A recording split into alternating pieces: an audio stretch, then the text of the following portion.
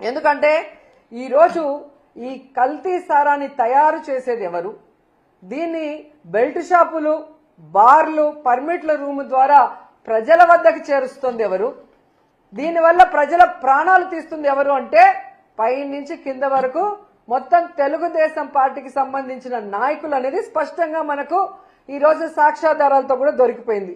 ఎందుకంటే ఈరోజు ఏ జిల్లాలో చూసినా మన మొలకల్ల చెరువు నుంచి చంద్రబాబు నాయుడు గారి ఇంటి వరకు మీరు చూస్తే ఫ్యాక్టరీలు ఏ విధంగా పుట్టుకొచ్చాయి.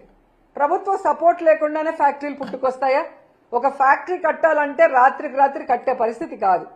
మరి ఈరోజు రాష్ట్రం అంతా ఫ్యాక్టరీలు పెట్టడమే కాకుండా ఈ కల్తీ మద్యాన్ని ఏ విధంగా చాలా ప్లాంట్ గా ఒరిజినల్ బాటిల్స్, ఆ సీల్స్, ఆ స్టిక్కర్లు ఎక్కడి నుంచి తెచ్చారో నిజంగా వీళ్ళు చేసే ఎదవ పనిని కూడా అంత పర్ఫెక్ట్ గా చేసి ఈరోజు ప్రజల జీవితాలు తీసుకుంటూ, ముఖ్యంగా ఈ కల్తీ మద్యంతో మహిళల పసుపు కుంకాలు చెరిమేస్తూ వాళ్ళ